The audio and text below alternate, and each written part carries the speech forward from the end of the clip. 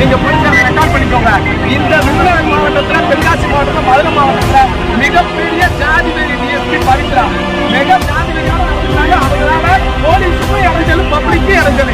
அவங்கள பொதுப்பணியில வச்சு விட்டாங்க. நான் சொல்றேன், பின்னாடி எடுத்து திருப்பி வைங்கன்னு சொன்னது. அதுக்கப்புறம் போன தடவை வந்து அந்த நந்தா ஹோட்டல்ல ஒட்டினப்ப கிழிச்சது. அதுக்கப்புறம் நாங்க போன தடவை வந்து போற எங்க மேல நாங்க வண்டிகள் வந்து எங்க மேல பொய் வழக்கு பதிவு பண்ணது. இதை எம்பி சார் கலன் சார்ட்ட கொண்டு போகாம இவங்க சொல்றாங்க, நாங்க பெண்களை மதிக்கிறோம், காவல்துறையை மதிக்கிறோம்.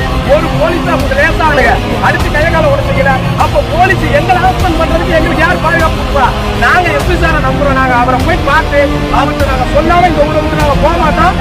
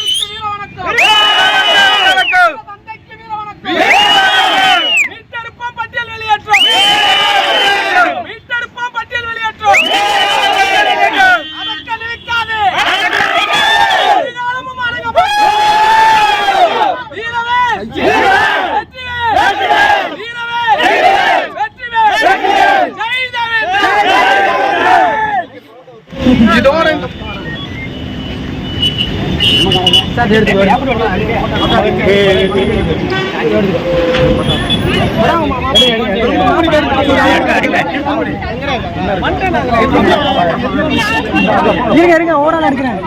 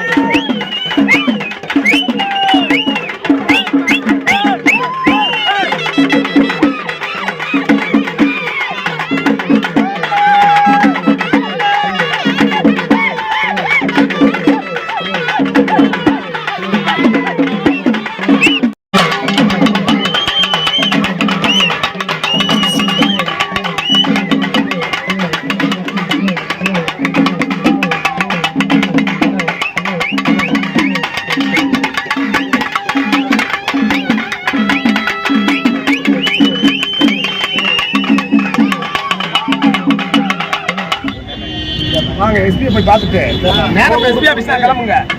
எல்லாம் எஸ்பி ஆபீஸ் எஸ்பி ஆபீஸ்க்கு அது அந்த டைமிங் கொடுத்துருக்காங்க 11:30. அது ஓகே தான். இது எந்த ஊர்ல நடக்கிற அநியாயம்? இந்த டிஎஸ்பி மட்டும்தான் இந்த மாவட்டத்திலே ஜாதி வெறி டிஎஸ்பி. நம்ம எஸ்பிட்ட போய் இன்னைக்கு பக்கத்தை முடிச்சுட்டு வரலாம். எங்க வழக்கறிஞருங்க எஸ்பியை பார்த்துட்டு தான் நாங்கள் பறந்து பண்ணிட்டோம். பொய் வழக்கு போட்டதுக்கு ரெடி பண்ணி வச்சிருக்கீங்க.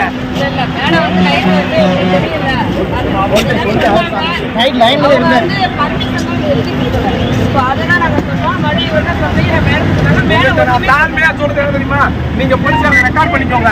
இந்த விருதுநகர் மாவட்டத்துல, தென்காசி மாவட்டத்துல, மதுரை மாவட்டத்துல மிகப்பெரிய ஜாதி வெறி டிஎஸ்பி பவித்ரா மிக ஜாதி வெறியோட நடந்துக்கிறாங்க. அவங்களால போலீஸுக்கும் இடைஞ்சல், பப்ளிக்கும் இடைஞ்சல். அவங்கள பொதுப்பணியில வச்சு விட்டாங்க. எப்படி சார் போய் நான் கேட்க போறோம். மேடத்துக்கு நான் தான் பேசுறேன்.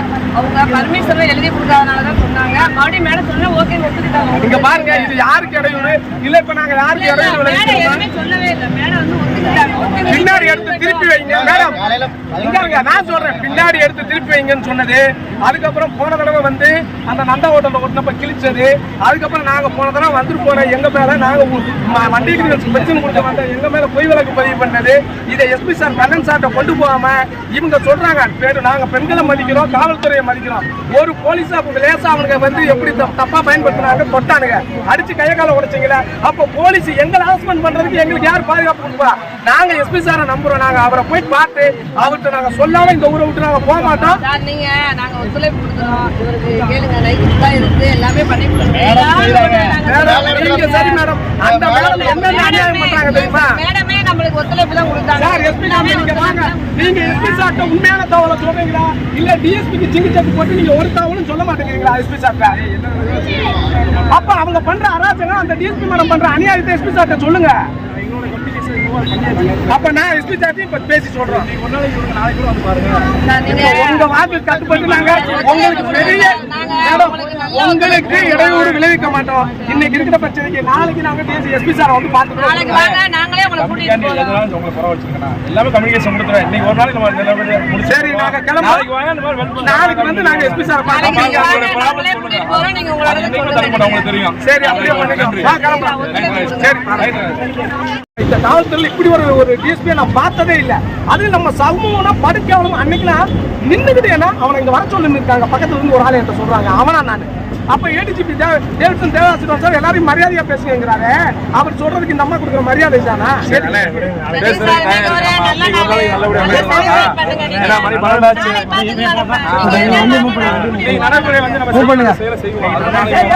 மலர்ண்ண